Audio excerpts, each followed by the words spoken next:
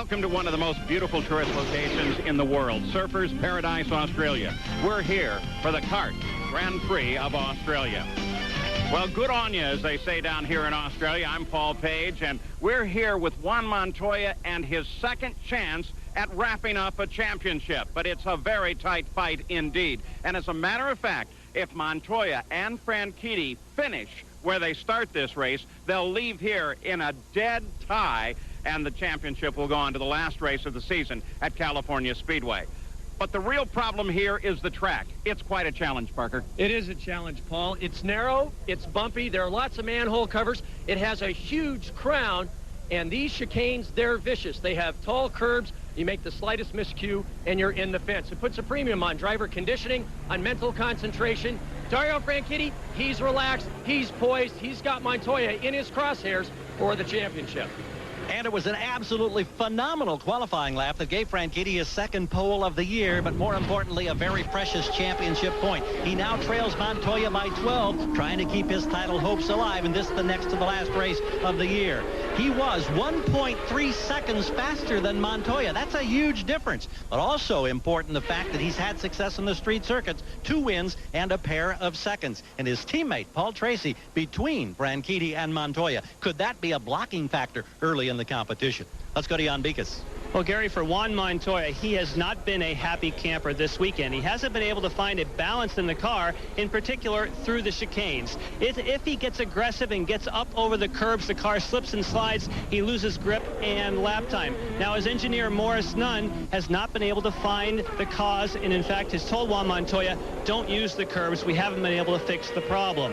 Now, his record on the street circuits this year have had him see checkers or wreckers. 3 times he's won, but 3 other times he's been on the wrecker. He doesn't necessarily have to win this race, but he certainly needs to finish it. And what is that scenario, and how does Dario Franchitti keeps his hopes alive against Juan Montoya? Well, there is, in fact, the scenario. Generally speaking, though, Dario Franchitti will be starting ahead, specifically speaking, and if he does and stays ahead, then the battle will move on. So let's take a look at that starting field with Dario Franchitti picking up the extra point for qualifying on the pole. Brian Herta will start on the outside. In the second row, it's Scott Pruitt and Paul Tracy to the outside of the second row. Tracy did have the provisional pole. In row 3, Michael Andretti with Montoya to the outside. In the fourth row, Adrian Fernandez and Tony Kanaan. The fifth row, Mauricio Guzman on the inside, Cristiano D'Amata to the outside. In the sixth row, Max Papis and Greg Moore. The seventh row, Christian Fittipaldi, the winner at Road America, and Gilles de Ferran. Row 8, Patrick Carpentier and Elio Castro Neves. Jimmy Vasser is on the inside of the ninth row with Michel Jourdain Jr. outside. The 10th row, Jan Magnussen and Naoki Hattori. The 11th row, Mimo Gidley and Robbie Gordon. The 12th row, Mark Blundell, who was quickest in the morning warm-up, and Richie Hearn.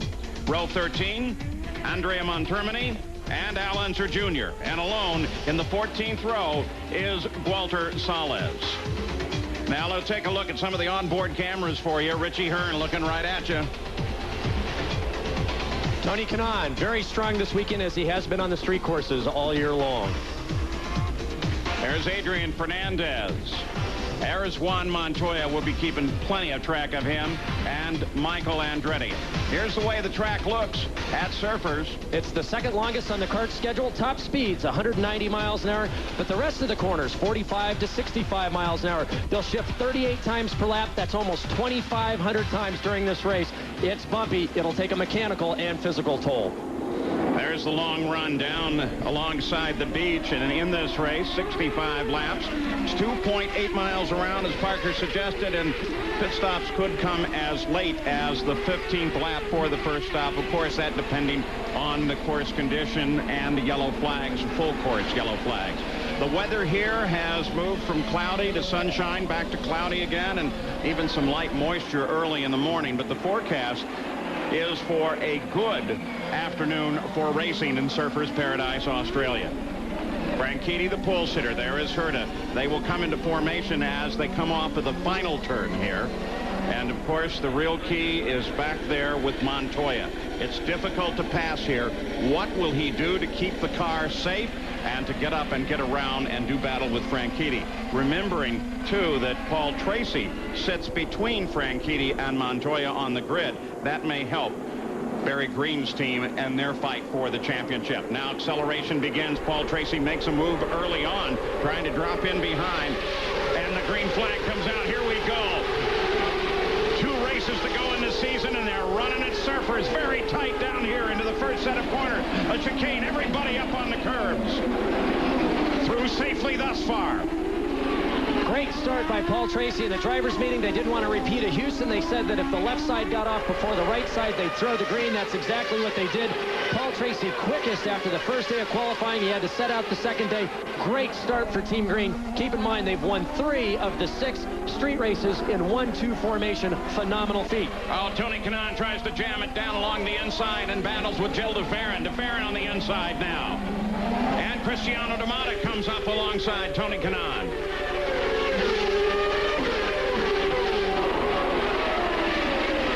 Safely through there. A lot of smoke coming at the back of Mauricio Guzman's car. He had a onboard fire during the morning warm-up session.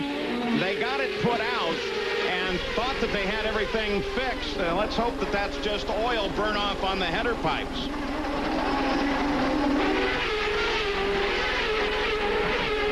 A lot of these drivers being told in these early stages to try to conserve tires, try to conserve their brakes, but as you said, Paul, oh, De Ferran's in trouble. Already we have a car in trouble. It's Gilles de Ferran. Fortunately, he's at an opening that they can get him clear and off the course pretty quickly. Course condition is local yellow there only. Keep in mind, Walker Racing, one of the few teams on Goodyear tires. We've talked about it in the past. Takes a few more laps to get the Goodyears up to temperature than the Firestones. And with the bumpy conditions here at Surfers, it plays a big role in trying to maintain that position, especially in the starts and restarts.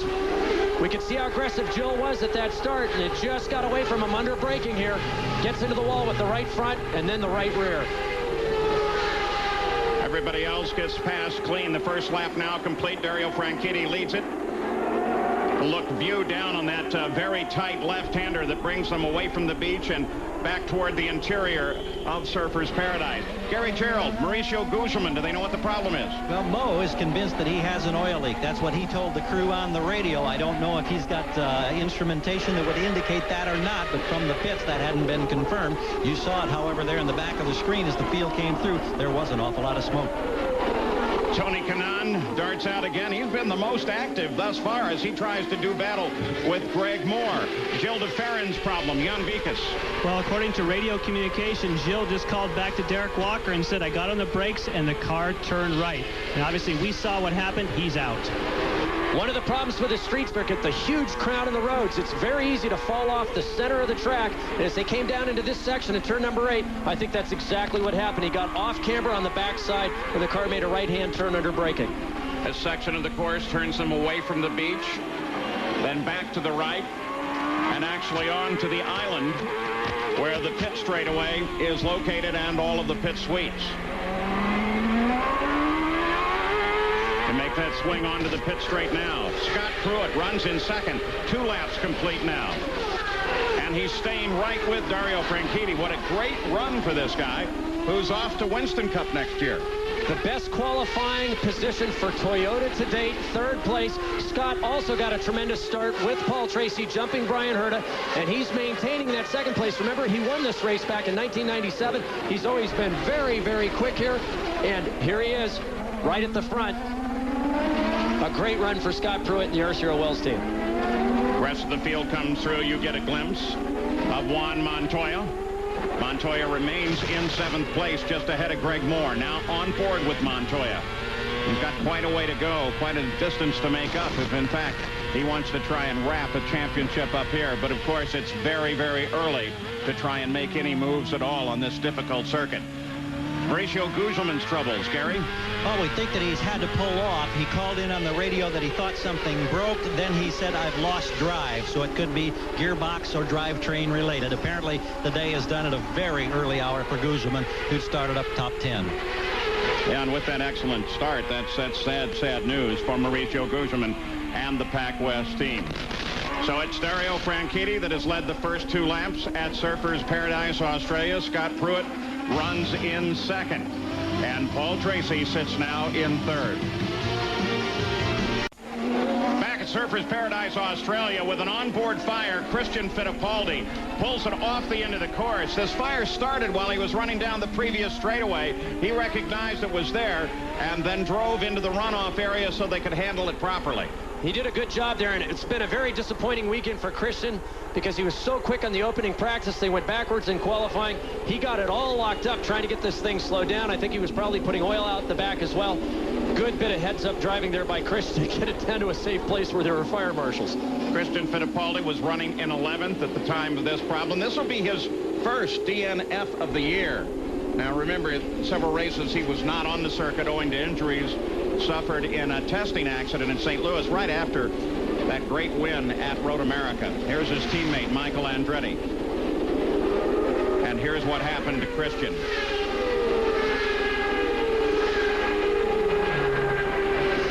Whoa, he got up against Paul at the exit of the chicane, it looks like there, Paul. It's a little hard to see if that's what caused it or if it just started before that.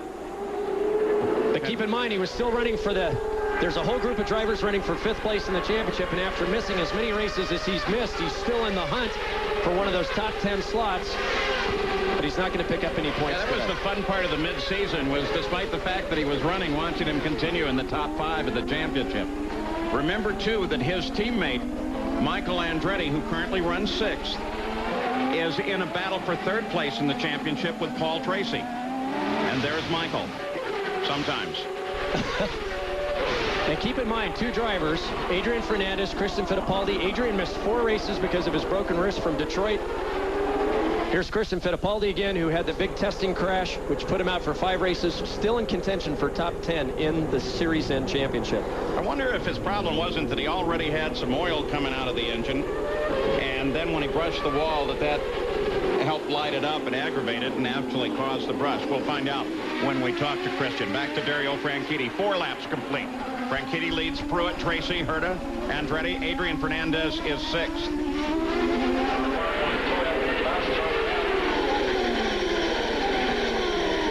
Now, the officials of the race are reporting that this man, Paul Tracy, is going to get a black flag, a drive-through penalty, that penalty being assessed because he passed Brian Herta prior to the start. Well, there are going to be some conversations about that, Paul, because that's exactly the full focus of what was brought up at the drivers' meeting. They didn't want to have another repeat that if the guy in the front row had fallen asleep or had problems trying to get the power down, trying to get to that green flag, that the rest of the field should have to then do another lap or another 2 laps trying to get this race going. Everyone agreed if the guy on the left side, the pole sitter, got the start and everybody could go with them, that's how they were going to start it. So I think there's going to be some discussion about this.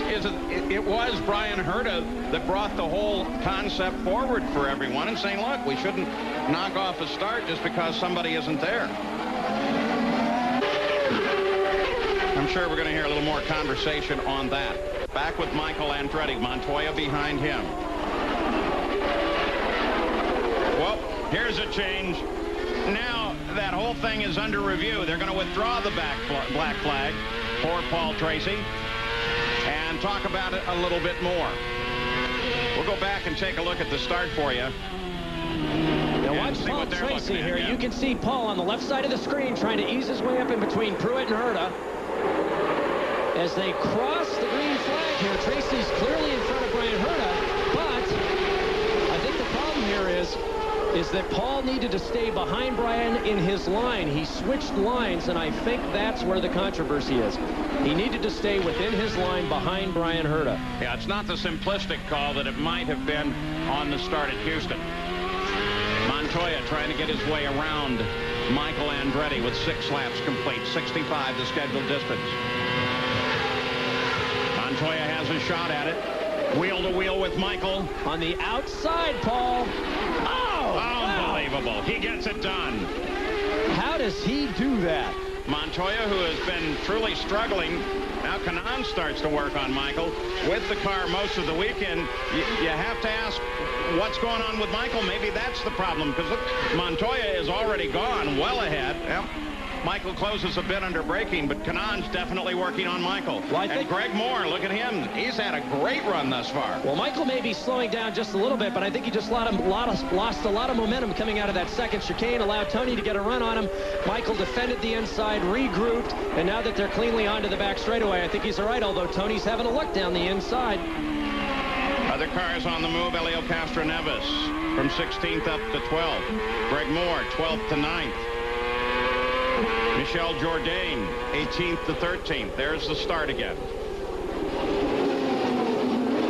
Yep, you can see Paul Tracy. I think that's the problem there, is that he's just swapped rows. He needed to stay in line behind Brian Herta in front of Montoya.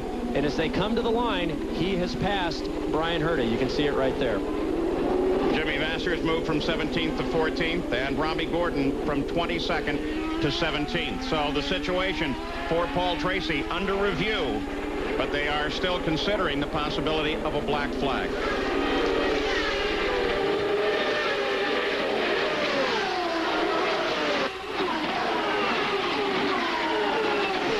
Franchitti, the teammate to Paul Tracy, crosses the line, completing 7 laps.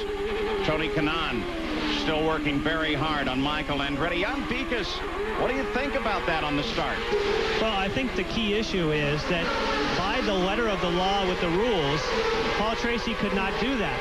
But does a discussion in the drivers' meeting where they all collectively decide that if someone stumbles at the start, if you can go around them, will that supersede what has been already written in the rules? That's the problem. The crews see the replay. They say, hey, in the rule book, you can't jump your row.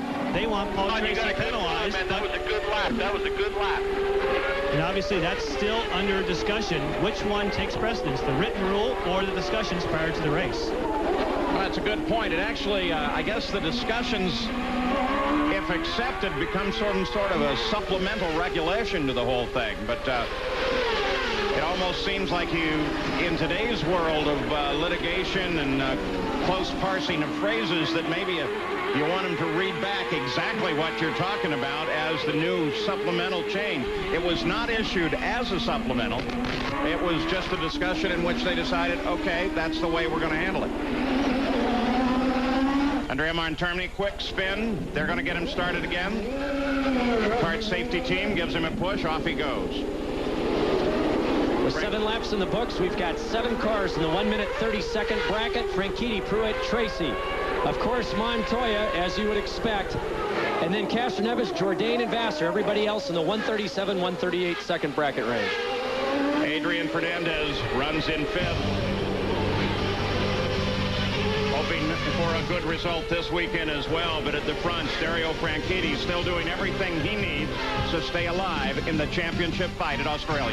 From the drop of the green flag, they are still reviewing the situation in Paul Tracy, currently running 3rd place. A discussion of whether or not he will be black flagged for a drive-through owing to the move that he made on the start of the race. But again, it's in part the result of discussions held before the race on how the drivers would prefer that they handle the start. Juan Montoya has moved around. Yeah, there's some debris out on the front stretch. That looks like a nose calling. Oh, we've got a report that on Elio Castroneves, the nose box cover came off the car, and he told the team in the radio that he couldn't see. They told him back to crack his visor. I don't know if there's another problem or an oiling problem or anything like that that relates to it, but some interesting going on there. It's laying out in the middle of the track. In fact, Montermini just came around it. They do have the course condition flag out just ahead of it. It's a piece of carbon fiber, so it's not like it's a heavy piece that creates a danger, but it certainly could cut a tire down. Well, you know what's surprising? That's the cover that goes over the front suspension, the springs, the dampers, the rocker arms. There's a little slot that it fits into. It fastens on the back, and we could also see the radio antenna. So there's a coax that clips to the bottom, and apparently it's just ripped all that apart, laying out on the main straightaway there. And if he's complaining about visibility, would that be turbulence that's being created by what would cause that? Well, that's a good question. I don't know if that case had come up. Keep in mind, the drivers are sitting low enough that they can barely see over the nose of these cars. If it started to creep up until the coax let go, that could have been his visibility problem. It could have done other damage as well. The coverage being provided here by Channel 10 Australia. And we ride with them as they continue to watch Adrian Fernandez in 5th place. Franchitti, then Pruitt.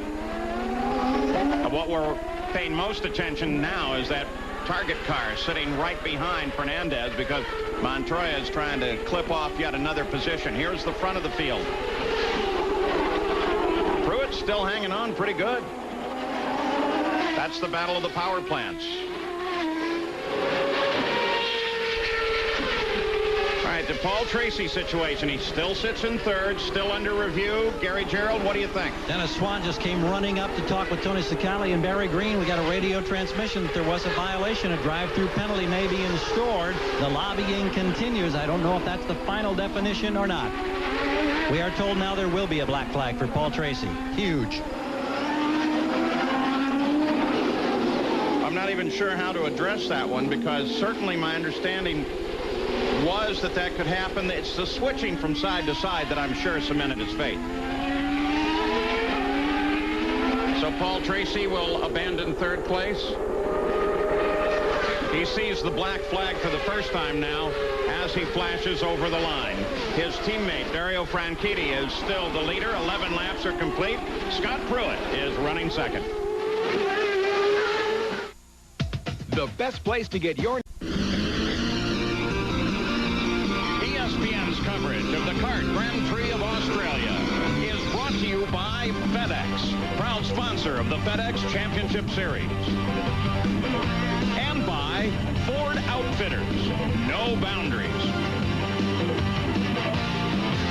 Back on the magnificent Gold Coast of Australia, nothing has changed since we last left you. Dario Franchitti is still the leader. 18 laps are complete, and now we're to the point where some are beginning to think about their first stops, and the first stop of this race is really quite crucial, both in placement and how effectively you get it done. We expect Tony Kanaan in for one. We've seen a number of other teams start to make preparations. Montermini's Dan Gurney's All-American team has already set the tires over the wall, and so very shortly pit road will become the center of focus. And keep in mind, races have been won here in the past simply because of the speed of the pit crews. It's difficult to pass here on the track unless the driver in front of you makes a very large mistake. So there's a lot of pressure on these crews to try to get that pass done in the pit lane. Looking back from Tony Kanaan to Greg Moore. Gary Gerald, they're a little bit tight for the stops here, aren't they? Paul, it's a tremendous difference from the last race at Houston just 2 weeks ago. At Houston, the teams had the luxury of a 45-foot-long pit box. Here, it's just 34 feet. They've lost 11 feet from what they had the last time around. Much narrower, much more congestion. If everybody comes on the same lap, or if teams are in proximity to each other, when they do come on the same lap, it could be very, very interesting to say the least. Also waiting now, the crew for Mark Blundell, for Richie Hearn, for Robbie Gordon. They're all laid out, ready to go. Al Unser Jr.'s Penske team is laid out, and they've laid out equipment for Jimmy Vasser as well. So next lap around, we expect quite a few cars to make the turn onto pit road. The highest ranked among those would be Tony Kanaan, though, who currently sits in 7th place. We watch Dario Franchitti. It's so difficult to see when he's going fast on these street courses. He is so smooth, so precise. He's been able to get better mileage than just about anyone else with the minimum lap times, and we're watching it once again. He's just barely clipping the curbs, trying to take care of the car. We've had a few suspension failures this weekend where the drivers have crashed the cars onto the curbs and had a failure. Tony Kanaan on the pit road out of 7th. Scott Pruitt's team, he currently runs in 2nd, has also made preparations for his arrival. Smooth and routine thus far for the McDonald's crew.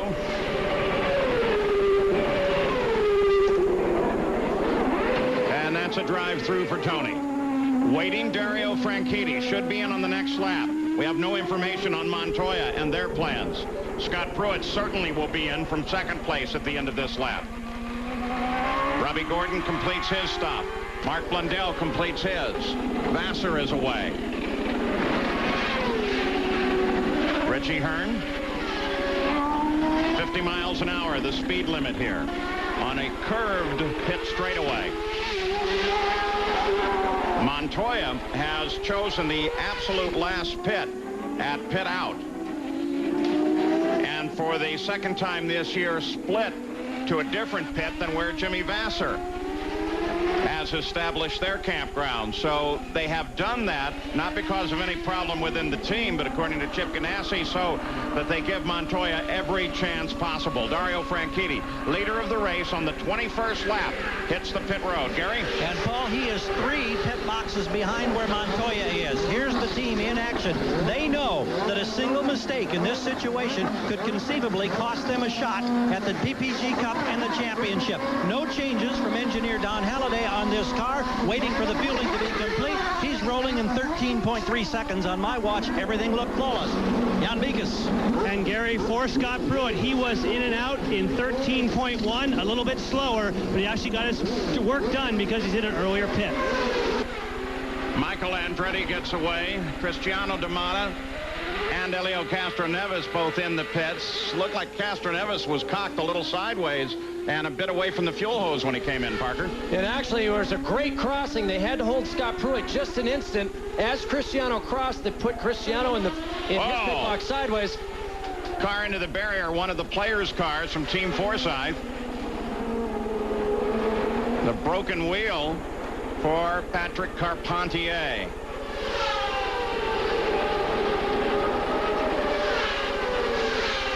With the wheel broken, hard to get him back away from the barrier. Now look at the damage to the suspension on the right front. You can see it's towed out quite a bit there where he's made contact with the wall. Tony Bentonhausen's car without sponsorship on the side of it for this race here. Here is what got Carpentier in. That's Gidley. Went over to the right. Now they're trying to get Carpentier around. Here is Montoya with a lot of action going on all at once. Montoya on the pit road. Gary? Right behind him now, Brian Herta in terms of pit box position. Herta hits his box right now. Here comes Montoya with a quick snap of the wheel. He's right on the marks, a little bit away from the wall, but not enough to impact the fueling. The fueler is, however, having to stretch a long way. They've made the tire change. No other changes we've seen on the car at the moment. Herta gets away clean. Here's Montoya rolling. Adrian Fernandez assumes the lead of the race, but now his crew is laid out, waiting for Fernandez to come in. 22 laps of the 65 are complete. Fernandez, no doubt the fuel mileage king here today at Surfers Paradise, turning very quick lap times, getting mileage that I compute of almost 2.1 miles per gallon. And look at Scott Pruitt all over the back of Montoya. Keep in mind, Montoya's on full tanks with cold tires. Pruitt's been able to put in a lap or two. He wants to get by him now in order to get back to the front. Montoya drifts over to the center of the straightaway as they make the left-hander in. Now run along the Esplanade, along the beach here at Surfers Paradise. Pruitt's chance may have just gone away. No, he closes. Montoya closes on Herta. And I think you're right, Paul. His window of opportunity just disappeared. Pruitt knew it. He tried to get down the inside. With the crown of the road here, it's very difficult to make those passes down the top or the inside of the crowns. Richie Hearn, off-course excursion, stop. Sounds like the engine's off.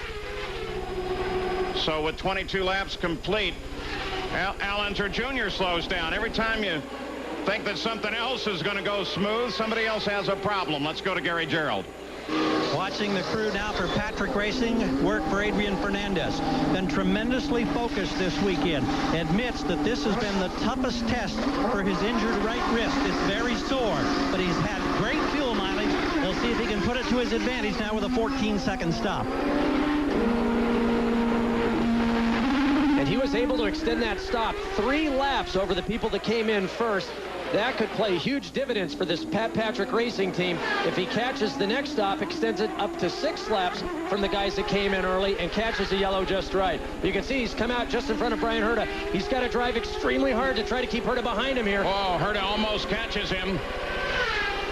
Al Unser Jr. climbs out of his car by the edge of the race course as this battle goes past. Herta comes down to the inside, but the yellow flag was flying going into the corner. I think there's going to be a problem there. Montoya goes by as well. Here comes Pruitt trying to get by Fernandez, but clearly the yellow was out there. That's going to be a call for Chief Stuart Wally Dallenbach, because as they came down into that corner, and now look at Herta trying to block Montoya, going down over the marbles there on the inside, and we've got a full course yellow, Paul. So the twin flags come out at the start-finish line. Our first full course yellow of the day will slow this field. There's been so much going on. There's a great deal to sort out, including that last maneuver. We'll go back and take a look at that turn 8 situation. Here they come. Now watch the corner station. Green at that point, beyond Little Al, but it's yellow going into this corner because there's a car sitting in the runoff. Naoki Hattori is sitting there, so the question is it when you see the yellow or where the incident is actually located? That's a tough call. Well, in fact, it has been part of an ongoing discussion of what do the international rules that they're using this year really mean? Can you go when you get to the next screen or go when you see it? Right now, they're saying you can go when you see it.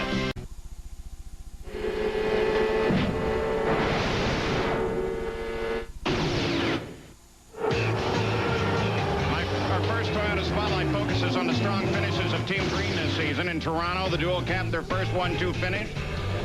And then Detroit yielded the same outcome when Franchitti passed teammate Paul Tracy to lead the team to the finish line. Then at Houston, it was Tracy's team in victory lane as he built a 13-second lead over the field to help Team Green celebrate its third 1-2 finish of the season. And Dario Franchitti currently sits in the top spot under the full course caution. And a lot of analysis is going to take place here by my good friend Parker Johnstone as we figure out whether or not that might have been a violation. The rules are interesting in that regard on yellow flags. Don't forget, NASCAR Winston Cup coverage, the Winston 500, Talladega Super Speedway. The Goodyear blimps have been flying for 75 years, but this is the first Goodyear airship in Australia. The Spirit of the South Pacific is the 7th in Goodyear's fleet of blimps. There are 3 Goodyear blimps in North America, 2 in Europe, and 1 in South America. We're going to say Talladega. Well, that runs Sunday, the 17th of October, 1 o'clock in the afternoon. For more, log on to ESPN.com, part of the Go Network, go.com.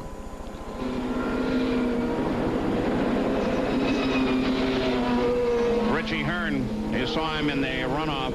Now, what was the situation, Jan Beekes? Well, let's find out. We'll put you out, Richie. Well, we had the gearbox go. Started making some really loud noises in second gear, particularly, which you use almost every turn here. And I could see some smoke coming out the back, so maybe leaking gearbox oil, and then finally it just destroyed itself. Now let's talk about Toyota. Scott Pruitt's up there running strongly in second place. You were running well this weekend. What has changed? Well, these guys have done a really good job, especially at TRD. They've worked all year and gotten the motor better and better each time we go out. And right now the engine is power-wise, it's right up there. It has a handicap in its size a little bit, but right now it's a pretty quick motor. We're not leaving losing anybody on the straights, that's for sure. All right, sorry you didn't get to use it longer. Thank you. And what Richie's referring there, Paul, is that the size and the weight of the engine. Remember, if it's a large engine, it's got a higher CG, makes braking and cornering a little bit more difficult. But as I said earlier, the Toyota engine is pumping out a lot of horsepower. They're going down these long straightaways fast. I think all year long we've all agreed that the Ford's probably got the most peak horsepower. The Honda's had the best drivability, probably been the best overall engine package. Mercedes is struggling, especially on the street courses, with drivability. But the Toyota is coming fast. All right, Dario Franchitti reassumes the lead of the race under the full course caution after a furious pit action. He is followed by Brian Herta, Juan Montoya, Adrian Fernandez, and Scott Pruitt.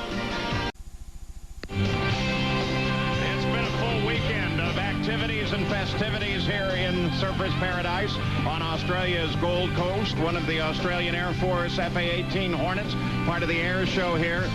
It has been a terrific weekend. Now, here is that yellow flag situation.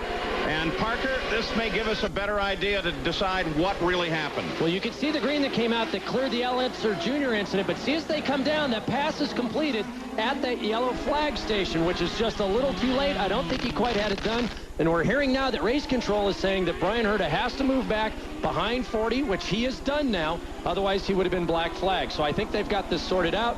No penalty served. The drivers have handled it. So he's given the opportunity to correct the situation. Montoya, with those stops, made a hefty move forward up to third. He'll come further with that penalty, now sitting in second. So the battle for the championship is sitting in first and second place.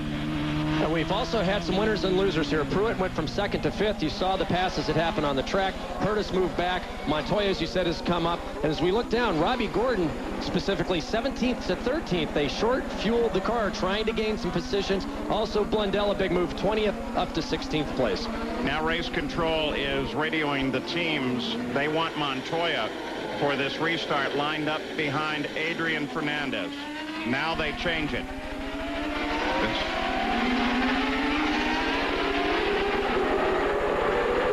We're going back to green.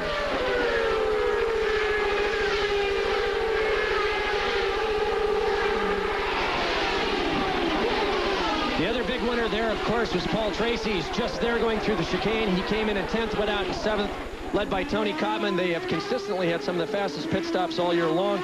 Paul now moving his way back up to the front. Remember, he won the last race in Houston. He's very angry, which usually motivates Paul a great deal, and he is on a tear.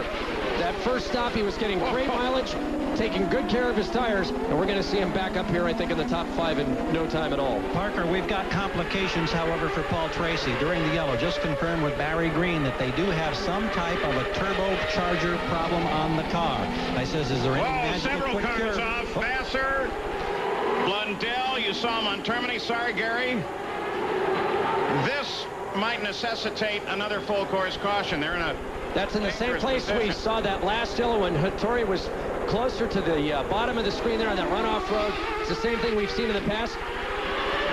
And in fact, it's a full course caution once again, this time on the 27th lap. And to just clarify, absolutely, as they came back to the green flag with Montoya in 2nd ahead of Fernandez, that's exactly what the race officials wanted. They needed to get Herta, as he already was, down into 4th place. Now the situation that's brought out this second full course caution of the day. And here's the problem with this corner, Paul. If you get a good run off someone coming off this second chicane, you try to outbrake him coming down into turn 3.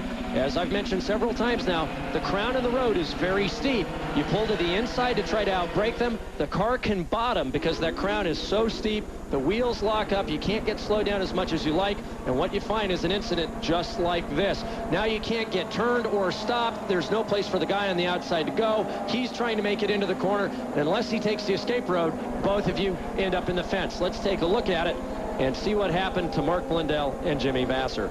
It looks like they're going to be able to get both of these going, and it looks like Mark's okay too. I think they both stalled their engines here. They're going to try to get them bump started. Jimmy's only got one manpower on the back of his car. Here's what set this situation up. Okay, this is Montermini. This is coming on to the back straightaway. Back in turn number 4. Now the corner we want is the one prior to this. You can see all the patchwork there and the oil dry from the earlier races. They've got Jimmy Vassar now back under power. Again, the coverage coming to us from Channel 10, the host broadcaster here in Australia. And we follow them as best we can. But with Jimmy Vassar back up at speed under the full course caution, Dario Franchitti is the leader of the race. Montoya is 2nd behind him. Then Adrian Fernandez and Brian Herta. Back at the Gold Coast, Surfers Paradise, Australia, the green flag has just come out. 29 laps are complete. Franchitti leads it. Montoya's right behind him. That's the battle for the championship. Looking a little deeper in the order, Paul Tracy currently runs in 7th place, Gary Gerald. We get back to that turbo problem. Barry Green indicated that it was something that showed up on telemetry. Paul also is feeling it in terms of the car's performance. No magic cures. They just hope it doesn't get any worse. Jan Beekes. Well, Gilles de Ferran, we saw you go out of the race early, and you said on the radio you hit the brakes and just turned right. Yeah, I really don't know what happened. We had a fantastic start. I think from 14th we're probably up to 8th by that time, and everything was normal up until then. And I wasn't even close to Greg in front of me. Touched the brakes and the car just turned right. I had no time to correct or anything like that. Now, some of the guys have had trouble with the crowns and the roads. Could that have been part of the problem?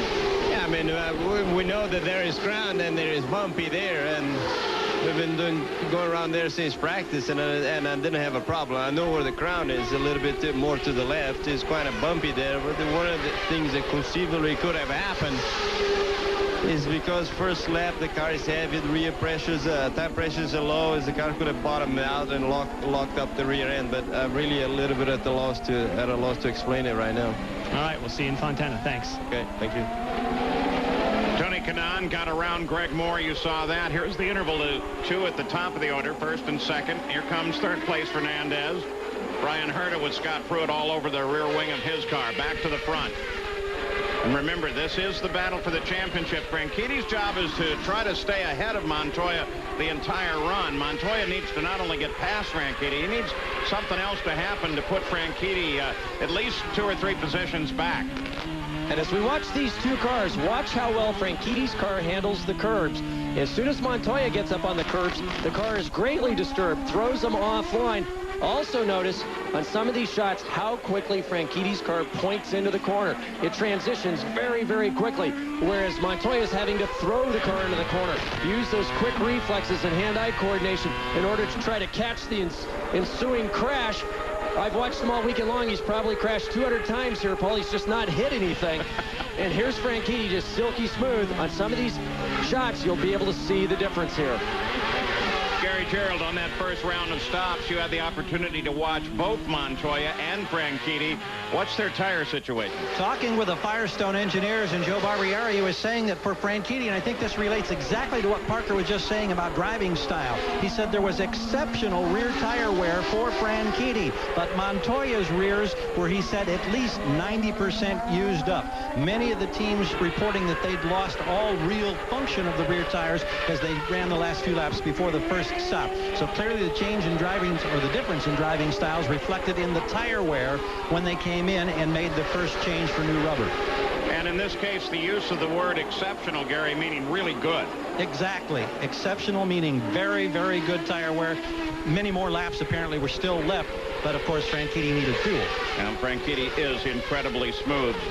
They are, owing to the 2 full course cautions, still pretty tightly bunched. 31 laps are complete. We're approaching the halfway point of this 65 lap race. 2.8 miles around, really 2.79, and some change. During the morning, we had a bit of a sprinkle. It seems to have gone away. The skies overhead are blue and clear, though there are some clouds in the area, but none of them look like rain clouds. And this morning at breakfast, that was probably the primary topic of conversation. All the drivers, as they filed in, wanted to ask, so what do you think it's going to do today? Is it going to rain? Is it going to stay dry? Another gorgeous day here, but we're talking about the difference in styles. What a pleasure it is to watch Franchitti and Montoya. So diverse driving styles. Oh, look at this pass. Tony Kanaan on the outside of Paul Tracy here. Kanaan on the move, but can he hold it outside Paul? He does. Both of them, like all of the top runners, really use the curbs here. In fact, that's a key part of the setup, is to make sure the car can handle the curb. And after the provisional poll of Friday, which Paul Tracy took nicely, he said, this is one of the few places where big risks lead to big rewards. You have to be incredibly aggressive. But I think now this turbo problem, the lack of power that we're seeing from Paul Tracy's car is starting to catch up with him, as we saw Tony Kanaan go right past him down that long front straightaway. And in doing so, takes 7th place back to the front. There's the interval back to 3rd place. Adrian Fernandez with Brian Herta and Scott Pruitt there as well. There's Tony Kanaan, who now begins his attack on Michael Andretti. And they're really starting to bunch up now behind Adrian Fernandez. We have word that they've told Adrian he can use a bit more fuel, a bit more power. Keep in mind, he went a good lap or 2 farther than anyone else. So very cagey here. You can see the huge interval. No one in front of him. Everyone lined up behind him. But we know Adrian's good on brakes, good on tires. Now he just needs a little bit more fuel for some more power to try to catch up to that group in front of him of Montoya and Franchitti. And the leaders just now passing over the halfway point in this race. It is official. You talk about the weather here. It is, after all, the tropics. And one moment it can be brilliant sunshine, the next moment a bit of rain. Now, I'm wondering, are we seeing some sandblasting on the lens of this camera, or did we get a glimpse of some moisture there? That's hard to tell. Keep in mind that sand has played a factor in this race, going down that back straightaway, paralleling the shore. When the race used to be earlier in the season and they had that offshore blow of the wind, we used to get a lot of sand on that back straightaway. It's not so much the case now. The track has been very clean. This is the premier street circuit course that the Champ cars run on. The best fencing, the best facilities. Certainly very enthusiastic fans here. The drivers love it, but also very physically demanding. And as that sun comes out, it becomes very humid, very hot. And these guys are working extremely hard trying to get the most out of these cars. Tony Kanaan continues to work hard on 6th place Michael Andretti.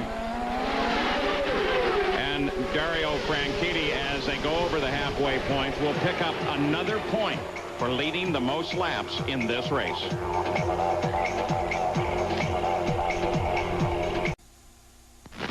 We're back at Surfers Paradise, Australia, and we are back under a full course caution. It occurred when Naoki Hattori and Mark Blundell got together. Here it is. Blundell trying to move to the inside and overhaul Hattori. And you can see he's got the front brake starting to lock here. He just doesn't have the pass. Hattori sees him, but really can't get out of the way here, and they both make contact with the outside wall as well as each other. And it does take Mark Blundell out of the run, but it also sends out the twin flags for the full course caution and brings the leaders into the pits. Dario Franchitti already on the pit road. Gary Gerald. Crew waiting and watching for him. This has just become a 3-stop race as far as these guys are concerned, unless we get an exceptional amount of yellow. The distance to go. We watch the service for Franchitti. His teammate Paul Tracy pulls in right behind him. He's got Brian Herta in front of him. Franchitti's on the move first. He gets away clean, protecting the lead. And Fernandez rolls by and may have picked up a spot in the pits. And Montoya loses ground. Montoya does over a 10-second pit stop, and he loses ground. The target team normally flawless. They lost some time on that one. Montoya comes out behind Adrian Fernandez. Then Brian Herta and the rest of the gang out behind Montoya. So on that stop, somewhat costly to Juan Montoya, despite an excellent pit position down at the pit exit. Franchitti continues to lead. ESPN's coverage of the Kart Grand Prix of Australia is being brought to you by Brewery Fresh Budweiser, official beer of Kart. Hey, race fans, this Bud's for you. And by Circuit City. Answers in every department. Low prices all over the store. You can catch a nap, and then it's Sunday Night Football. The Washington Redskins take on the Arizona Cardinals. Coverage begins with NFL prime time at 7:30, 4:30 Pacific. Well, back at Surfers Paradise, Australia, 36 laps in the record book with the stops. Max Papis assumes the lead. Dario Franchitti now second, followed by Fernandez and Juan Montoya, all owing to pit stops. And let's go back and just review what has happened there. We start with Jan Bikas. Well, updating the Juan Montoya situation, he made a 10-second pit stop, which should have been able to keep him in position, but the crew is incredibly frustrated down here at the moment because for some reason, Juan Montoya did not come into the pits right behind Dario Franchitti. For some reason, Dario was about 300 yards ahead of him, and therefore that gives you a huge advantage on pit road. Normally, when you run in second spot, you stay right on the gearbox of a guy, trying to keep as close as you possibly can down pit road. It almost shields you from the radar detection for your speed control, but for some reason Dario did something to get in front of Montoya, and that's why he lost the spot.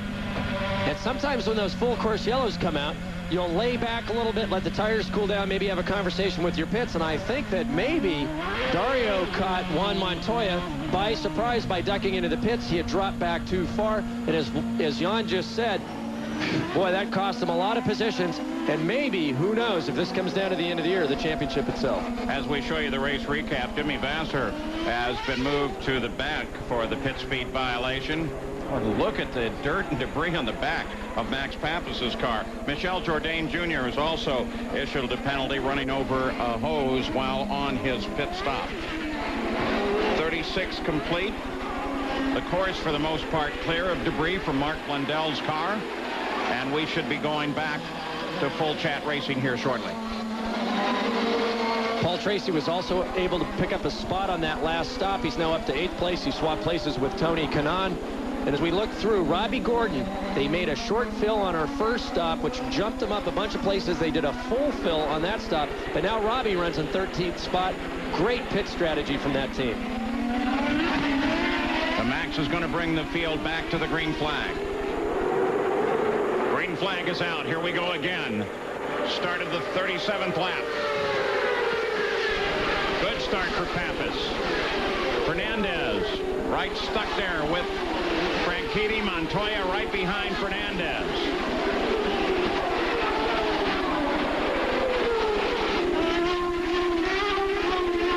clean through one, clean through two.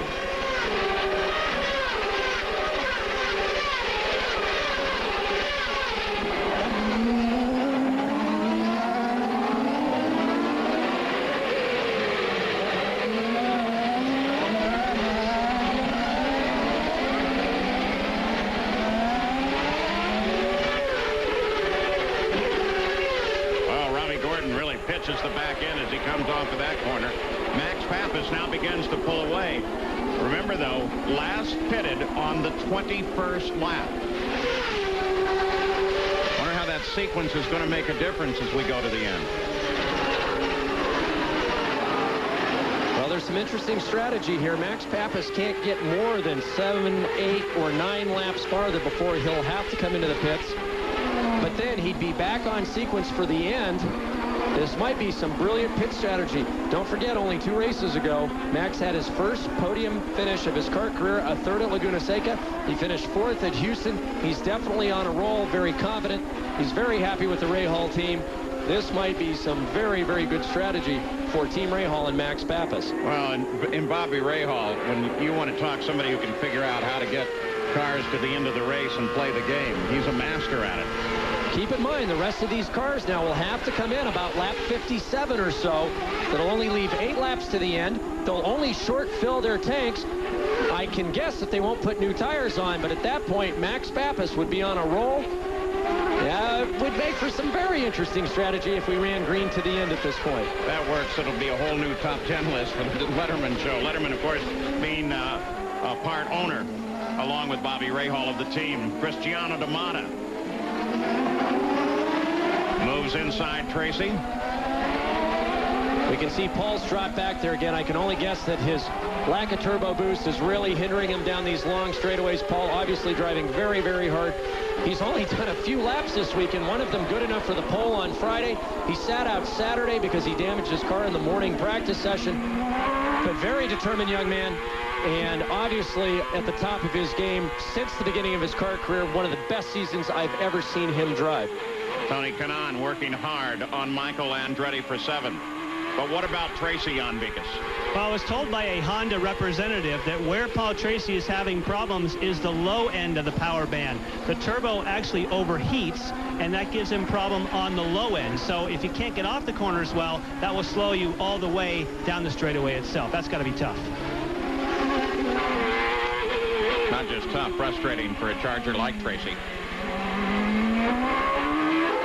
What's interesting about it as well is, remember, Tracy is in the battle with Michael Andretti for 3rd place in the championship. But we can see Tony Kanaan working on Michael Andretti very, very quick on the way in and through the corners. Not quite as fast coming off. We've seen this all year long from Michael Andretti. Make sure that he's absolutely dead consistent coming off the corners. Therefore, you can't get close enough to outbrake him at the end. Gives up maybe a little bit of time on the entry and mid-corner. Tony Kanaan, remember, his first pole came earlier at Long Beach, has been very, very good at all the street circuits. He and his engineer, Diane Hall, working very, very well. This McDonald's drive-through crew.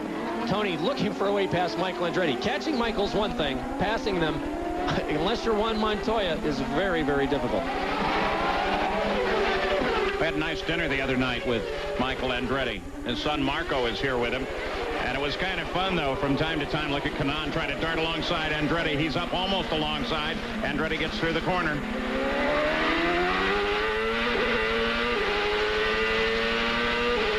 It was fun hearing Marco talk about racing, and especially talk about his racing with his dad, and almost as if he really prefers that his dad stay in the grandstand. Well, Little League parents are everywhere, Paul. Well, I think Marco will be quick to tell you that the race he did win this year was with Michael in the stands. That guy was setting the car up. Quick to tell you that. It's got to be hard to show up to any racing event with your father, Michael Andretti, and your granddad, Mario, there. Just a little extra pressure that maybe some of the other kids don't have. Back on board, Kanaan works on Michael. This is a continuing battle for 7th place. And as you mentioned, the championship fight for 5th, 6th, 7th, 8th, 9th, 10th, even down to 11th and 12th is so close between Papis, Fittipaldi, who's now out of this race, Fernandez, DeFerrin, Moore, and DeFerrin's out obviously as well, Vassar, Brian Herta, and Tony Kanaan. It is wide open for that 5th through 10th position in the championship. Look at Cristiano D'Amata now pulling up into the back of this fight. His first time at Surfers Paradise. Also struggled through the weekend. Went into the second qualifying with a very good car. Had mechanical problems. Look at him. Take a look down his old Indy Lights nemesis there. Knew that he had a very good race car. They just couldn't get the laps they needed to out of it to put him up a little farther. He thought he could be close to his teammate Scott Pruitt. And now he's worked his way back. You can see Paul Tracy there behind him, still in the picture, still in the hunt. You know, it's funny the way you said that. Cristiano D'Amata, his first time ever at Surfers. It certainly is. That's accurate. He is a rookie this year, but what about Montoya? Every place he's gone. I mean, he's Rookie of the Year 5 races ago. Everywhere he goes, he is, in fact, a rookie, and yet he looks like the longest established of veterans. And I've just kind of given up thinking about that a little earlier in the season, because most people, you think, like Tony Kanaan here or Cristiano D'Amata, they've got a history of Indy Lights. They've seen most of the ovals, most of the street and road courses. And as you said, wow, look at Tony Kanaan working both sides of the mirrors, coming down the pit straightaway. But for Juan Montoya, it doesn't really seem to make any difference. Short oval, super speedway, street course, road course. And the thing is, Paul, he's just not quick by the time qualifying runs around. From the 2nd, 3rd, 4th, 5th lap of the very first session, he is always right at the top of the charts. He is explosive right from the initial green flag of the race weekend. Well, Max Papis with 41 laps complete. Probably the next 3-4 laps, certainly by the 45th lap, Max Papis will come off of the lead into the pits, but again, the distance he's been able to carry the car might put him in an excellent position to be back there right at the front at the 65th lap and the checkered flag. So from the land down under, one of the koalas and their ever-present eucalyptus, some of the jumpers, the kangaroos, the roos. You got to be real careful with those here in Surfers Paradise. They can jump out in front of the car just like a deer in the Midwest. We'll have the full re-air of the race later today, Sunday night, 7 Eastern Time. The full cut of the Surfers Paradise, the Kart Grand Prix of Australia. And that will be followed by RPM tonight on ESPN2. And they'll give you the full rundown not only on the day here, but everywhere in motorsports. On board with Juan Montoya, currently 4th. Max Papis is the leader. 43 laps are complete. We expect Papis in 3 laps. He currently has an 8-second lead over second place Dario Franchitti. And then once you get to Franchitti, it gets very tight. Franchitti, then Fernandez, then Montoya. That's Fernandez just ahead. Right behind Montoya is Herta, Pruitt, and Michael Andretti. Tony Kanaan and Cristiano D'Amata. And Tony Kanaan's been the center of most of the action all of the way. It seems like he's working on everybody. There's the leader, Max Papis. Kanaan most recently has been battling with his best friend, Cristiano D'Amata. And that fight's back at 8th place. There they are. There's Kanaan working on Michael Andretti. Michael's teammate, Christian Fittipaldi, out early with a fire at the back of the car. And now the report coming from the course marshals here that Jimmy Vassar in turn 1 pulled off the course. When he went by here at the end of the pit out, you could detect that there was something wrong with the power plant. It was definitely off song, Paul.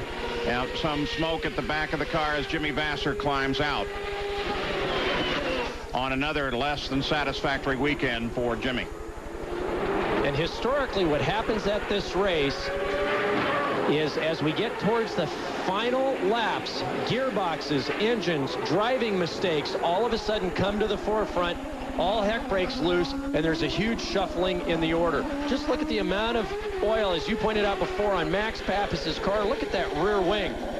A lot of these cars are being beat very hard. As we were on board with Montoya, my hand got sore just watching. They'll shift 2,500 times. The drivers in the cars take a huge pounding over these curbs. The motors are stressed from the low RPMs coming off all these tight corners to over 190 miles an hour down these long straightaways. There's the yellow for Jimmy Vasser's car in the protected area, off driver's right on the course. Sixth DNF for Jimmy Vasser this season. And here's how Jimmy Vasser's day came to an end. Just past the pits, Gary Gerald mentioned that the engine was off song when he got here, and then in the first turn he just pulled it off. Max Papis due into the pit shortly. In the race itself, he started 11th, has worked his way to the front. And Paul, we've got another car that just passed our position at start-finish that's also off song. We think it's Greg Moore in the 99 car. It's either a broken header or some other problem, but it sounded just like Jimmy's car did when he passed here. Parker, I'm going to have to confess that may have been more going by that I heard the first time and not Jimmy Vasser, because it was right down in that same area when Vasser did pull off. But definitely a problem for that blue car, and I think it was Moore. And look at Max hustle that car, Paul. He is on it. You've got to do your outlaps and inlaps just as hard as you possibly can. And if this plays out for Team Rahal, what a great call on pit strategy. Max Papis on the verge for so long. Can he do it here today in Surfers Paradise? This place has broken hearts. It's also been the cause of triumph for a lot of drivers. Well, and if the racing gods owe anybody a win, they certainly owe it to Max Papis. Remember the result at Michigan in the 500-mile race when he had it won right down to the very last lap, and then it went away for him. On pit road, the leader, Max Papis. Jan Beekes? And you can just feel the tension down here. This is what the crews live for, a green pit stop when you're in the lead. They may not necessarily need all the fuel. They'll need most of it, but that might save them. Yes, in fact, I see the fueler looking around, waiting for the signal that all the fuel that they need will be in the car. Tires are done. The all-important fuel. Oh, there's a miscue. There was a definite miscue. Max Papis lost time there. 15.7. And with the vent and with the air jack, there was some sort of miscommunication, and that may have cost him. Looked like the vent started to pull first and then looked back and jammed it back in. By the way, on Greg Moore, they're now reporting that he is slowing. He's come off the track and is into the pits. And Jan, I think you're right. That should have been a time stop. They only had 19 laps to go at that stopping point to get to the finish. Unless he goes to full power and is using fuel at a huge rate, which is even at the bottom of my charts, he should be okay. So that miscue, we'll have to see how that plays at the end of the race. Hopefully without the same result as we saw earlier at Michigan for the 500-miler. So Dario Franchitti resumes the lead of the race ahead of Adrian Fernandez and Juan Montoya. But of course, everyone else, with the exception of Papis, due for another stop. And I think that stop will come around lap 55 to 57, Paul. According to my calculations, it should be a 4, 5, 6 second splash and go, because they'll only have about 8 laps to go. I would be surprised if they change tires. This is going to put it all on the shoulders of the pit crews. The drivers can't make any mistakes. These cars are immaculately prepared, but as we've said, they take a real pounding here. And usually, at the end of this race, all kinds of very strange things happen in the closing moments. Just down from our position here, a very frustrated Greg Moore climbs out of the car, his 7th DNF of the season. So Franchitti, with 47 laps complete, is back at the front. He's already scored the point for leading the most laps in this race and continues to stay in the championship fight ahead of Montoya. In the soul of every Bridgestone Potenza lies the twists and turns of the legendary Formula One Grand Prix courses of the world. The ultimate proving grounds of... One change since we've been away, and it's enormous. Juan Montoya trying to chase and fight, locked up the brakes and went head-on into the barrier. The championship fight will go on to the final race of the season at California Speedway. Remember Houston, his problem there? Came around the corner and there was a car already stopped on the course, interestingly enough. He tried to lay that one off on Chip Ganassi, the car owner, who climbs down from the stand because he had not jumped on it right away with the radio. But in this case, it's all Montoya. The car sits empty. Montoya already away from it, and Parker, here it is. Well, you can see it's pretty simple there, Paul. He got a little wide. You can see the marbles on the track there. Montoya's had problems all weekend long going down escape roads, using the most of the runoff. He hasn't hit anything until now, but he just got in too hot. He locked him up. And when they're not turning, they're not steering. This is just the break everyone else needed to come into the pits for that last stop. So with 16 laps to go, Montoya is out, and Chip Ganassi walks away from the pits. Jan Beekes. And the situation for Juan Montoya, they had just called him on the radio and told him to go up on fuel and go for it. They had realized it would not be a timed event. They were going to have to stop, and they decided to turn up the wick.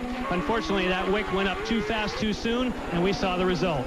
He was trying to work hard with Adrian Fernandez. Now, you'll notice the flag's out all the way around because we've just gone to a full course caution, and that's coming at a very good time, I would think, for everyone that does have to stop. Well, it is. It's almost perfect timing here, Paul. They've got 26 laps to go. It's going to be very close on fuel. We'll see if they change tires. Leader is in. Gary? He obviously knows that his rival has made a huge mistake. Now this crew has got to be flawless, and Franchitti himself has also got to be flawless.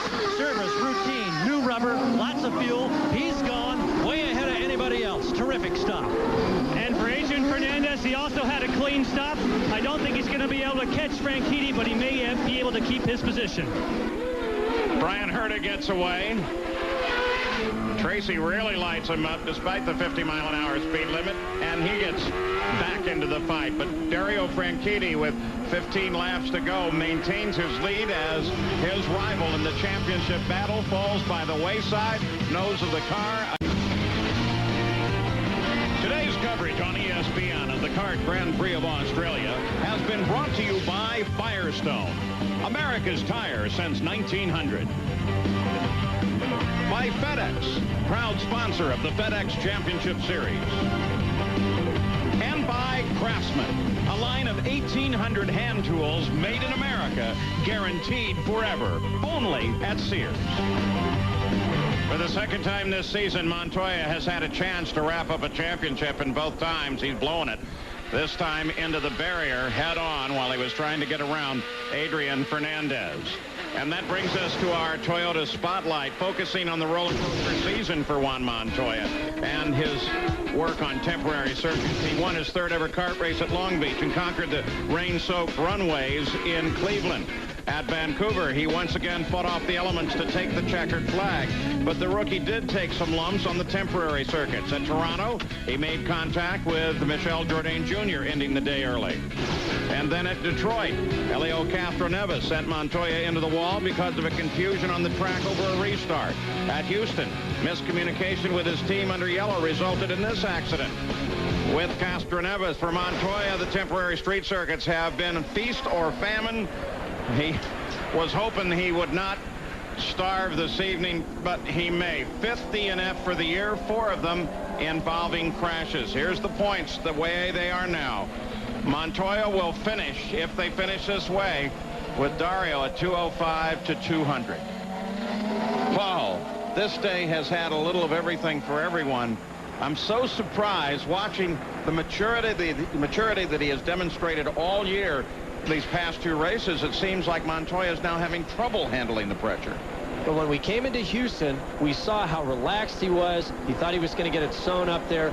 Dario was actually quite on edge. We've seen a reversal. I have not seen Montoya make so many mistakes as they have this weekend. And Franchitti has been relaxed. He's been calm. 4 of his 5 race victories have come on street courses. He is the king of the streets. Can he do it here again today? But of course, the race still with 14 laps remaining, a considerable distance, and the fuel game is still very much part of it. What with Max Papis's out-of-cycle stop. Gary Gerald, where are they going to go with that with Franchitti? Well, we're with Kim Green, who can tell us, did you get the fuel that you wanted on this last quick stop? Yes, certainly. We're okay on fuel. We'd certainly like to save a bit more if we could. We're hoping this yellow lasts another couple of laps because it's a touch close. Still 13 laps to go, and we'd like to get around the guy in front of us. We hope he has to stop. So there's still a little bit of racing left in this one.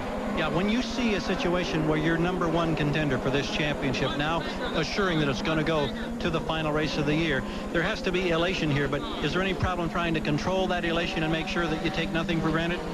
Certainly, I'm trying not to think about anything except getting through these next 13 laps. Some strange things happen in motor racing, and we'll look at it when we get to the last lap and hope that we come out of here in leading the championship.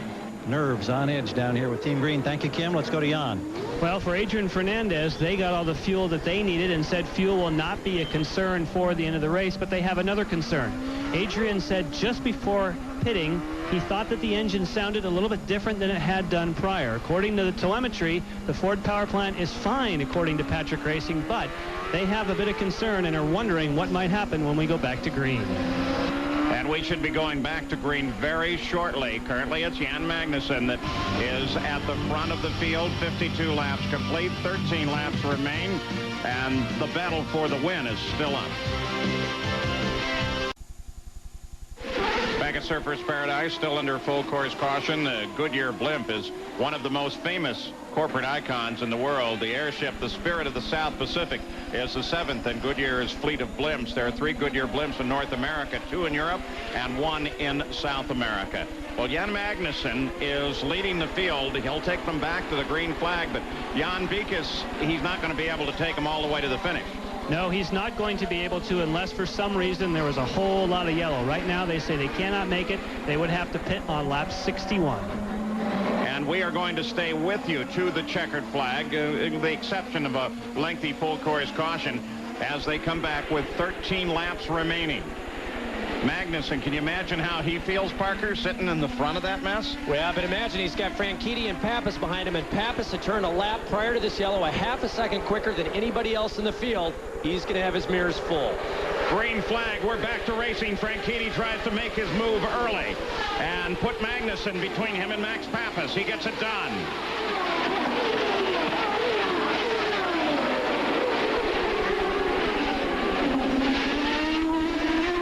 Through 1 clean, working on 2. Franchitti now pulls away. So the players here are now Franchitti at the front and Papis, who sits currently 3rd. Watch what happens as they come out here. Everyone's getting bunched up behind Michael Andretti. Watch Kanaan, Tracy, D'Amata. It's going to be a good race back here.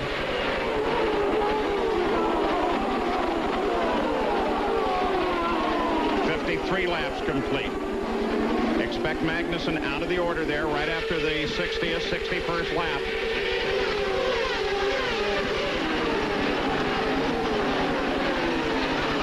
Tony Kanaan, Cristiano D'Amata, Paul Tracy still at one another. Gary Gerald, Juan Montoya. Well, this young man is feeling the championship pressure in my estimation, Paul. He came back, had a brief word with what was left of his crew. Morris Nunn, Chip Ganassi and company had left the scoring stand sometime earlier. He talked with them. I asked him if we could get a word with him. He said no. He ducked under a grandstand, headed back toward the cabines in the rear portion, and he is gone. Obviously, a very frustrated young rookie driver who may have seen a championship elude him here in the late stages at Surfers. Well, may in fact have seen a championship totally eluded, depending on the outcome of the next race. He certainly opened the door for Dario Franchitti. Boy, it's tough when you come back home and find out no one's there, Paul.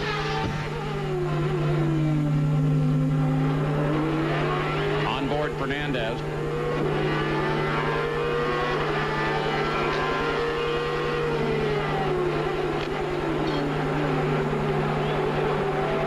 Fernandez, Papis just ahead, Magnussen ahead of Papis. Gary Gerald, if you're still with us down at the target pits, a lot has been said the past couple weeks about Morris Nunn. He's been signaling that there may be a change that keeps him away from Ganassi next year. Yeah, Morris has said, I've repeatedly told Chip that I will not be with the team next season, that I'm ready to retire. He says Chip keeps telling me, no, you're not. And Chip can be very persuasive. We've known that in the past. He has convinced Morris to come back and work.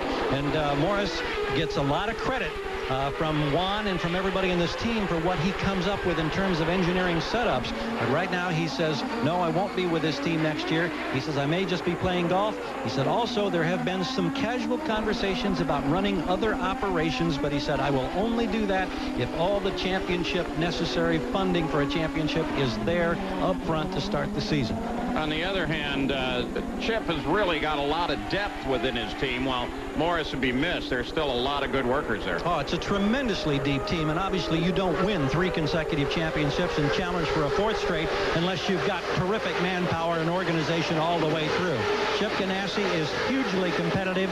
It's a tremendously well-funded team. They've done virtually everything right the last 3 years. They will continue to be very strong contenders, no doubt, whether or not Morris is with them. And don't count Chip out. He may still convince Morris somehow to be with him in 2000. Now 10 laps, just under 28 miles remain. And from a driver's perspective, almost more important than the engine, the chassis, the tires, is that engineering-driver relationship. That's your security blanket. That's who gives you confidence. That's the person you can turn to when things aren't going right to try to get things back on track.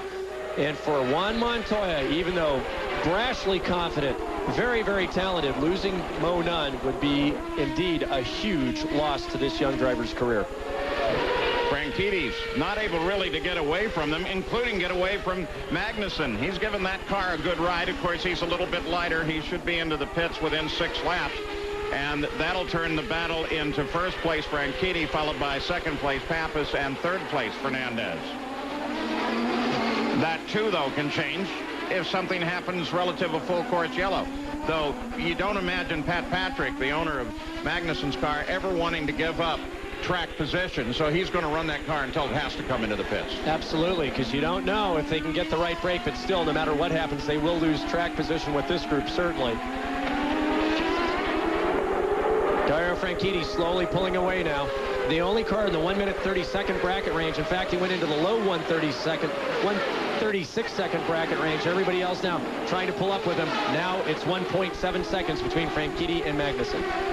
And Jan Vikas, when you're talking Pat Patrick, he's one of the founding owners in this series. He's been around as long as it has. He really knows how to play the game, too. Well, he does, and that's why you have 2 cars. And they simply decided at Patrick Racing that, okay, we have Adrian Fernandez, Jan Magnussen. Let's just take 2 different strategies. We will pit Fernandez, we'll leave Magnussen out, and we'll just see what happens. That way, whatever happens for the race, you've got both those 2 bases covered. There is Fernandez, currently 4th, will come to 3rd when that stop is made. We've had another car pass our position with the engine off song. We don't know if it's header, turbo, but certainly in these closing stages, as I've said before, gearboxes, engines, even drivers now start to fade, start to make mistakes. Things happen at this point in the race. Parker, that may well be Montermini. His car said to be running rough. Race control, in fact, wants him to pull off so that they don't have to do a full course yellow for him in the event he couldn't get to a safe place. Montermini drives for Dan Gurney. Gurney's pit is directly across from our booth position, and that crew is out and over the wall. All-American racers ready to give service to Montermini when he gets around. But now they pull the equipment back away from the wall. At least they pull the tires back. The refuelers remain out.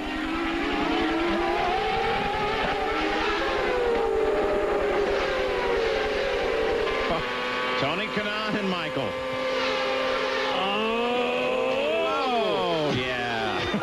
I was wondering there for just a minute. Sooner or later, you got to step on that middle pedal. Oh. I mean, Tony got as far as he needed to get the pass done, but the problem is that crown of the road, the entry, he's off on the marbles on that side. Michael just said, well, I don't know where Tony's going to brake, but I'm just going to brake later, and I'm sure Tony was thinking the same thing. I don't care where he brakes. I'm going to brake later, but at some point, somebody's got to do something, and Michael took advantage of it. Is that the point where with guys like you and Jan Vikas, who have both raced in the series, but both also been racing school instructors, keep saying you got to drive your own race? You really can't look at where he is?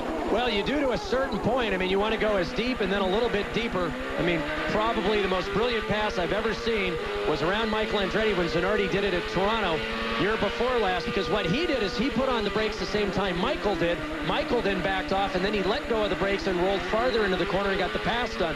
I mean, it was just one of the most brilliant passes I've ever seen. His drivers aren't normally thinking that well at that point in a pass, but you go as deep as you can, but at some point, you've got to stop where you have to stop no matter what the other car is doing. So you're not going to count the Zanardi on Brian Herta at the top of the corkscrew. Well, now what would be a illegal pass? Some people still contend that maybe that pass wasn't as planned as Alex would like to have everyone believe. And I'm amongst that group of people. So. Oh, as long as I'm here in airborne, I'll try and save it. Maybe exactly. I can save it to the lead. Here comes Tony again. Now he's right. He's as far up as he needs to be. But does he have the angle?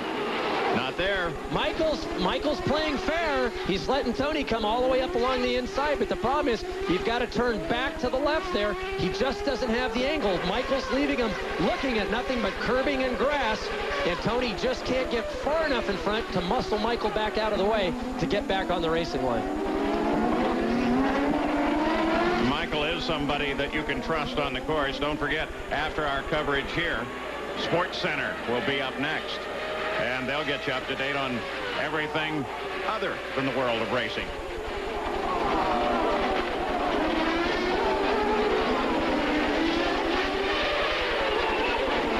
Oh, teammates here, Paul. Oh, and look at that. He got very uncharacteristic. He had Scott Pruitt, had Cristiano D'Amato looking in his mirrors. And Cristiano missed the turn-in point. Scott slipped by.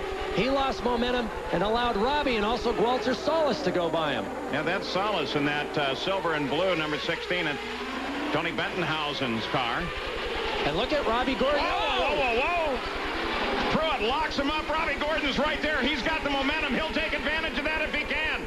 Robbie Gordon darts in, darts out. They both break through this corner. Solis stays with him. Robbie said this is the last race for the Swift chassis. He'll be in the Eagle at the next race at Fontana. He said, hey, it's a show car. I don't care. You can see him clip the tires there.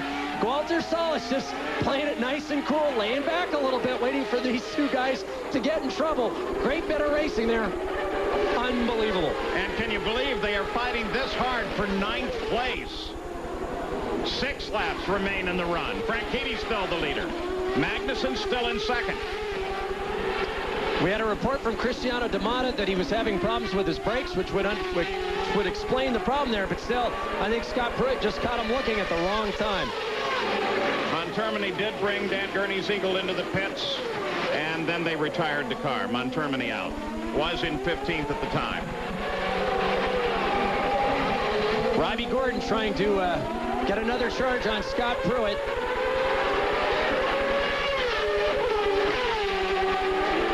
And now we've got a report that Cristiano D'Amato is having engine oil-related problems. And like I said, the last few laps, finally the cars just wear out from the curb jumping, the incessant pounding on the brakes, the acceleration, clipping of tires, rubbing up against the walls.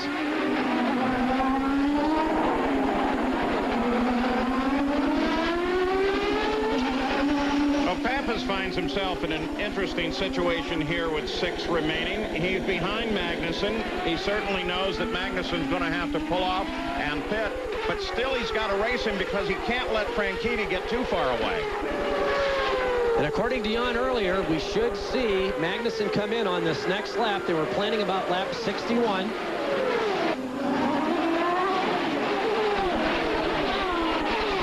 And no matter what Franchitti does, Papis obviously wants to try to put some distance between himself and Fernandez, Herta, and the rest of the battle behind him. Kanan and Michael remain at it.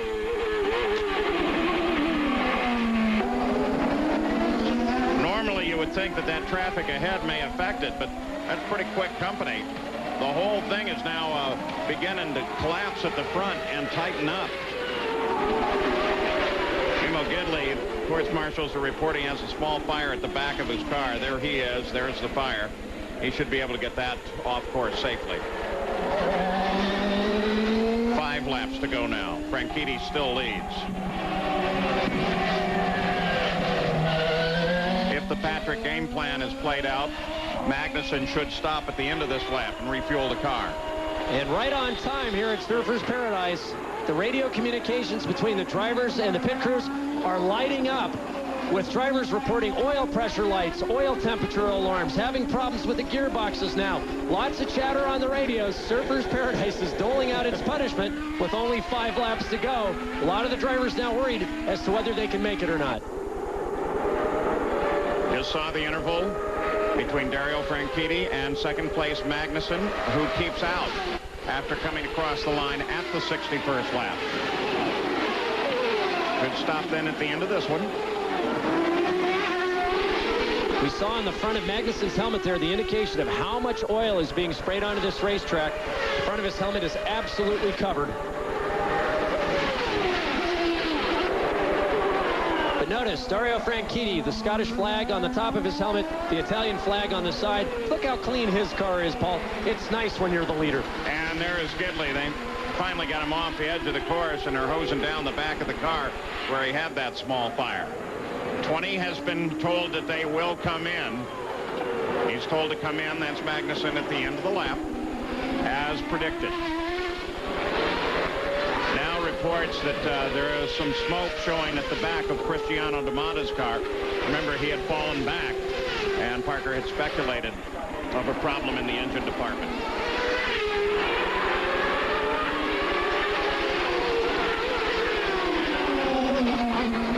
Beautiful, smooth day for Dario Franchitti.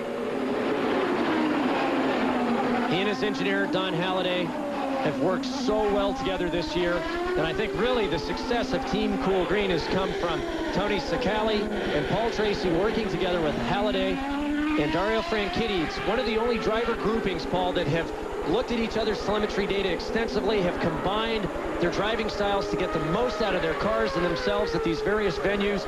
And I think Barry Green, always having been one of the best team managers in the business, has really brought this group together.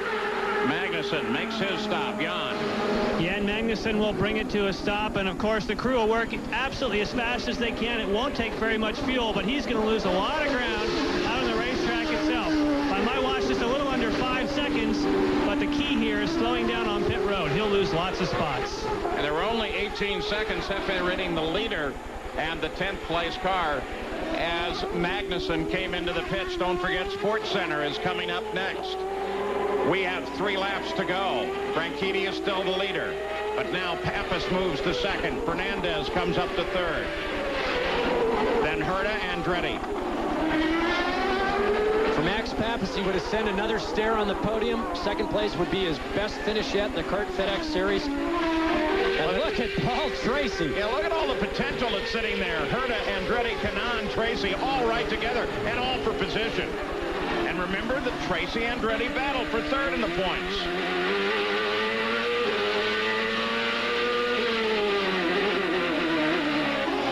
A lot of speculation as to where Brian Herta will end up next year. He's raced so well these last few races, but right now he doesn't know where he'll be for the next season.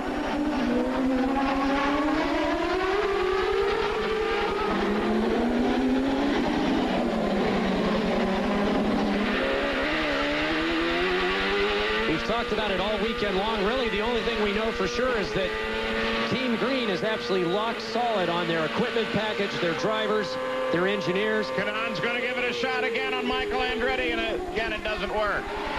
And that continuity is so important in winning races and winning championships.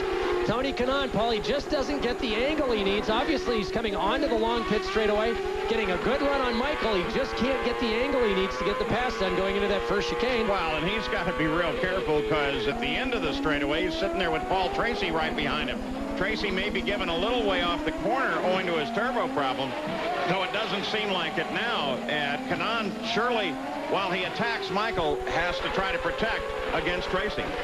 And I would think with only 2 laps remaining here, Tracy's really going to push hard to see if he can't distract Kanaan enough, while Tony's trying to get around Michael to see if he can't pick up that position for 6th spot. 2 laps remain. Dario Franchitti came across the line 3 seconds ahead of Max Papis on the last lap. Franchitti, Papis, Fernandez, Herta, Andretti. So Franchitti on Vicas. Well, the only instructions they are giving him are keep plenty of margin at the exits of all the corners. And obviously on a street circuit, in case there was any little wiggle or anything, you want to be sure you didn't have contact. And it appears from what I've seen on the monitor, he is doing just that, while most of the action, as you said, is behind him. We're going to apologize for this in advance, owing to the length of the race and the time that we're running. We are not going to be able to interview Dario Franchitti at the end of this run, but it looks like in one lap you will see him win, and you will see the championship go on to California Speedway in Fontana, California, as his battle with Montoya continues, and he will take the points lead to the race at Fontana. There he is, Dario Franchitti, working the last lap. And the mindset for Dario Franchitti, very different than anyone else in this race. You can see the distance he's giving himself out to the walls, giving himself a few feet. He still has to stay on it, has to stay focused, has to concentrate. If he starts to slip out of concentration now for just a moment, he could throw it all away. But for Max, Papis, Fernandez, and the group behind him, they're all pushing extremely hard. Cristiano D'Amata comes into the pits. Of course, he has been reporting trouble.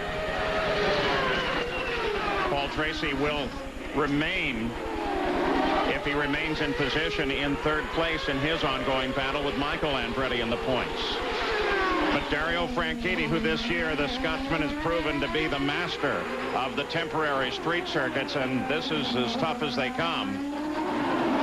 In his quest for the championship, he has done everything required to this point, and he will leave here with 9 points over Juan Montoya and with the victory. Max Papis will now chase him to the line. Here comes Dario Franchitti, and Dario Franchitti takes the win at Surfers Paradise. The Gold Coast is golden for Dario. Max Papis will scream for the line in second place. Third place is Adrian Fernandez. Despite the race-long battle, Kanaan is not able to get around Michael. There's the point standing with a 9 points lead. In 2 weeks, we'll be at California Speedway, Fontana, California, for the final race of the season and the battle for the championship. Unofficial results of the race, but Dario Franchitti for Barry Green, that smiling man in the center, has taken the victory and the lead in the points fight. We'll see you in 2 weeks at California Speedway.